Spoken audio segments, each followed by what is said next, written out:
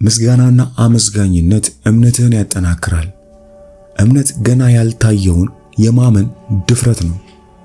እምነት ከምቾት ቀጠና ውጭ ለመሆን ስትወስንና ሕይወትህን አሁን ባለበት እውነታ ወደማይታወቅ ነገር ለመለወጥ የምትጠቀምበት ጡንቻ ነው። እምነት የማይታወቅ ለሆነው ነገር ያለህን ፍርሃት የሚያጠፋ ነው። እምነት አደጋ እንድትጋፈጥ ያደርጋል። እምነት እጅግ ፍርሃት በተሰማ ጊዜ ምርጥ ወዳጅ ነው። በመደበኛነት በአመስጋኝነት ሁኔታ ውስጥ ስትሆንና ሁሉም መልካምነቶች አስቀድመው ያሉ መሆናቸውን ስታውቅ ያ መልካምነት ከመጣበት ስፍራ ላንተ የሚሆን ገና ሊገለጥ የሚጠብቅ የበለጠ አስደናቂ ነገር እንዳለ ለማመን ቀላል ይሆንልሃል። ቀደም ሲል አስደናቂ ነገር ተቀብለሃል። ስለዚህ አሁንም በድጋሚ መቀበል ትችላለህ። አመስጋኝነት እምነትህን የሚያጠናክረው በዚህ መንገድ ነው። ጠንካራ እምነት ደግሞ ሕይወትህን ለመለወጥ ዋና ቁልፍ ነው። አመስጋኝነት መልካም ስነ ምግባር ከማሳየት ያለፈ ነው። መልካም ስነ ምግባር ልማድ ሲሆን፣ አመስጋኝነት ግን የኑሮ ዘይቤ ነው።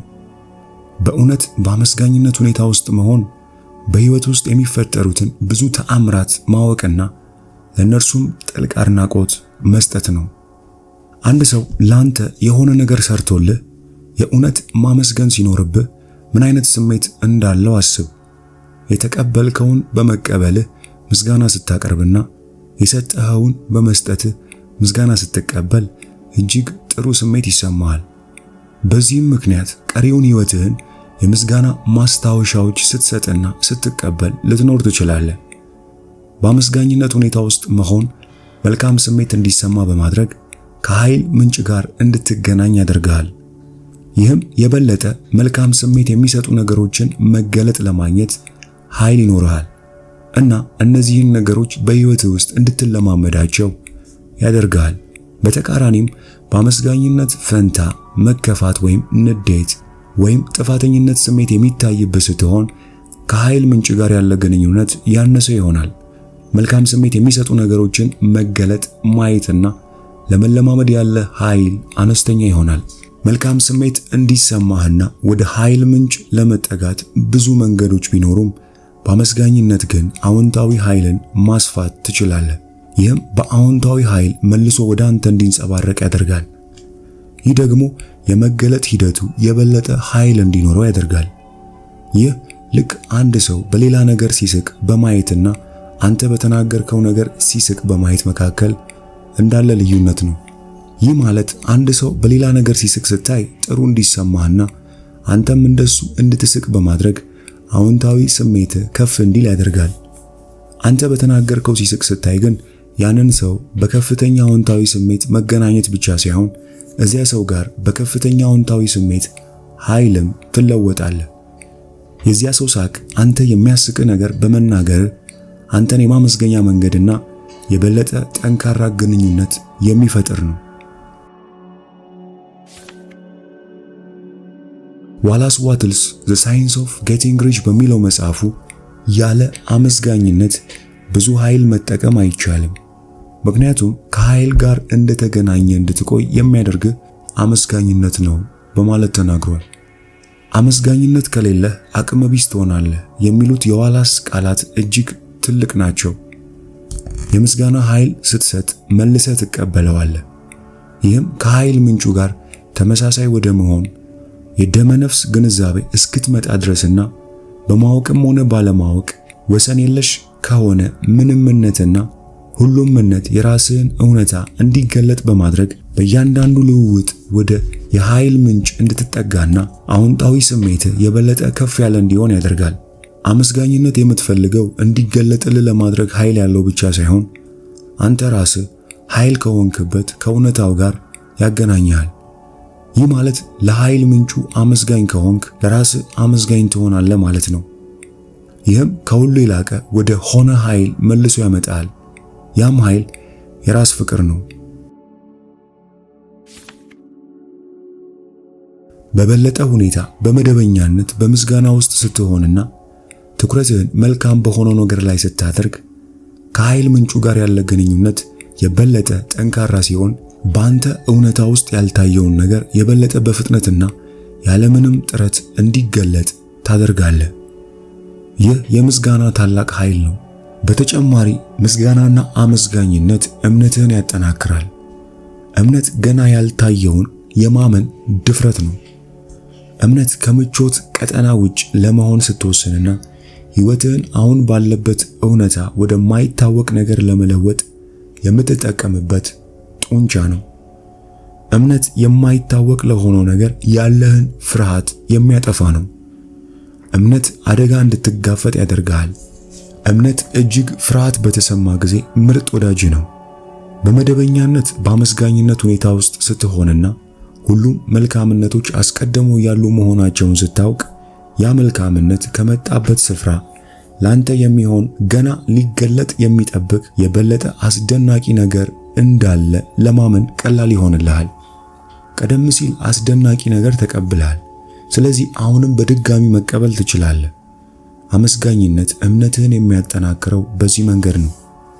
ጠንካራ እምነት ደግሞ ሕይወትህን ለመለወጥ ዋና ቁልፍ ነው።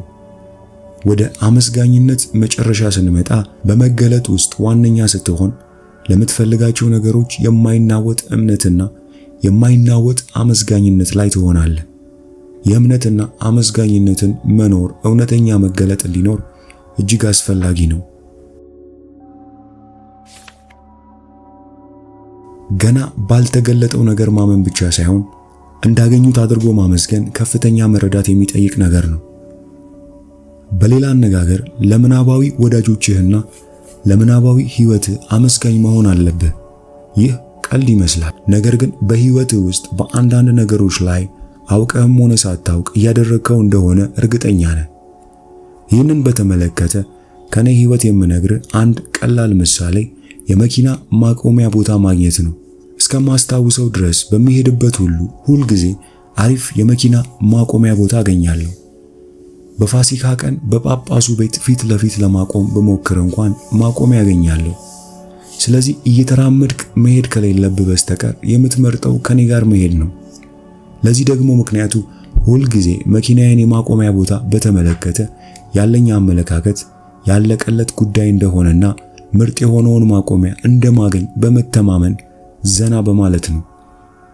ምርጥ የሆነው ማቆሚያ እኔ ነው፣ እየጠበቀኝ ነው። እኔም ያ በመሆኑ ከልቤ ደስተኛና አመስጋኝ ነኝ። ይህንን የማምነው ከልቤ ነው። ስለዚህ ሁል ጊዜ አንድ ሰው ይለቃል፣ እኔ እገባለሁ። ይህ ነገር ተደጋግሞ የሚከሰት ነገር ቢሆንም በተከሰተ ጊዜ ሁሉ ስለሚገባኝ ነው በማለት ቀለል አድርጌ አላስበውም። ምርጥ የመኪና ማቆሚያ ማግኘቴ እርግጥ ስለሆነ ከማግኘቴ በፊትም ሳገኝም ካገኘውም በኋላ አመስጋኝ ነኝ። ገና ላልተገለጠው ነገር አመስጋኝ መሆን የምትፈልገው ነገር ሁሉ አስቀድሞ ያለ ነገር መሆኑን ለዩኒቨርስ የምታሳውቅበትና ለመቀበል ትክክለኛው አዎንታዊ ስሜት ላይ የሚያስቀምጥ ድርጊት ነው። ሕይወትህን በመሰረታዊነት መለወጥ የምትፈልግ ከሆነ አስቀድሞ ለተገለጸውና ወደ አንተ እየፈጠነ ላለው ነገር ሁሉ የተትረፈረፈና ቸር በሆነ ዩኒቨርስ ውስጥ በመኖር አመስጋኝ በመሆን እምነትህን አጠንክር። የምትፈልገውን የትኛውንም እውነታ እንዲገለጥ የማድረግ ኃይል ስላለ አመስጋኝ በመሆን የምኞትህን ተቀበል። ተአምራቶች ወደ ሕይወትህ ሲገቡ አመስጋኝ በመሆን የፈለግከውን ነገር ማግኘት እንደምትችል ለራስህ በነገርከው መጠን እነዚያ ተአምራቶች ይበልጥ የተለመዱ ይሆናሉ። ከዚህ በታች የተዘረዘሩት ልትለማመዳቸው የምትችላቸው ጥቂት መንገዶች ናቸው።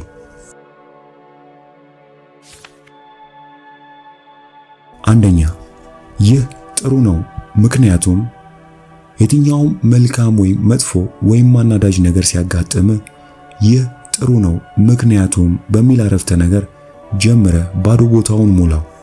ይህንን ነገር መደበኛ ልምምድ ካደረግከው አመስጋኝ መሆን ከምታስበው በላይ ቀላል መሆኑን ትረዳለህ። ለምሳሌ ልጆቼን ከትምህርት ቤት አውጥቼ ወደ ቤት ስመለስ የመኪናዬ ጎማ መተንፈሱ ጥሩ ነው። በዚህ ለልጆቼ ያልተጠበቀ ነገር ሲያጋጥም እንዴት ማድረግ እንደሚያስፈልግ አሳያችኋለሁ። በተጨማሪም ጎማውን በተመለከተ የሚረዳን ሰው እስኪመጣ ከልጆቼ ጋር መኪና ውስጥ አንዳንድ የጥያቄና መልስ ጨዋታዎችን በመጫወት አሪፍ ጊዜ አሳልፋለሁ። ያጋጠሙ ነገሮች አልፈልግም የምትልበት ቢሆን እንኳን ለተገለጠልህ ነገር በሙሉ አመስጋኝ የምትሆንበት መንገድ መፈለግ አስፈላጊ ነው። በሕይወት የሚያጋጥሙህን እጅግ አስቸጋሪ ነገሮችን በተመለከተ ትኩረትህን አሉታዊ ነገሮች ላይ የምታደርግ ከሆነ አዎንታዊ ስሜትህ ያነሰ ይሆናል። በስቃይና በችግር ውስጥ እንድትቆይ ያደርግሃል። የበለጠ አሉታዊ ነገሮችን ትሰባለህ። ይህም ያሳምምሃል። ቶሎ የምትናደድ ያደርግሃል። በሕይወት ውስጥ ለሚከሰቱ ነገሮች ሁሉ አመስጋኝ ከሆንክ ግን አዎንታዊ ስሜቶች ከፍ ማለት ብቻ ሳይሆን ካጋጠመ ነገር ትምህርት በማግኘት እንድታድግ ያደርግሃል። አንዳንድ ጊዜ በሕይወታችን ውስጥ ለምን እንደተከሰተ ግራ የሚያጋባን ከባድ ሁኔታ ሊያጋጥመንና ከዚያ ስሜት ለመውጣት ዓመታት ሊወስድብን ይችላል። ሆኖም ከሚያጋጥሙን ነገሮች ውስጥ መልካሙንና የምናገኘውን ትምህርት መፈለግ እነዚያ ነገሮች እንድታልፋቸውና አዲስ ተሞክሮ እንድታገኝ ያደርጋል። በአንድ ሁኔታ ውስጥ ተጣብቀ መቆየት የምትፈልግና ተመሳሳይ ነገሮች ደጋግመው እንዲያጋጥሙ የምትፈልግ ከሆነ አሉታዊ፣ ተናዳጅና ተጎጂ መሆንህን መቀጠል ትችላለህ። ያለህበት ሁኔታ እንዲያልፍና ሕይወት እንዲለወጥ የምትፈልግ ከሆነ ግን አመስጋኝ መሆንና መልካሙን ነገር መፈለግና መመርመር ይኖርብሃል።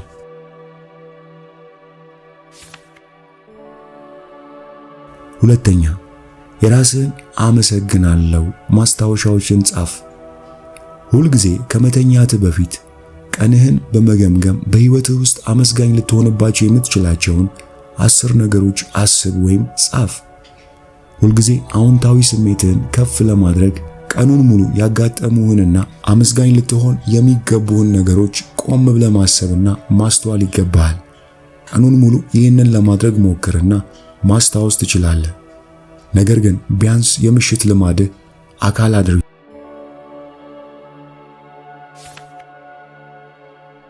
የዛሬ የመጽሐፍ ቅምሻችሁን ይመስል ነበር። ከዛሬው የመጽሐፍ ቅምሻ የትኛው ሐሳብ ተመቻችሁ? ኮሜንት ላይ ጻፉልኝ።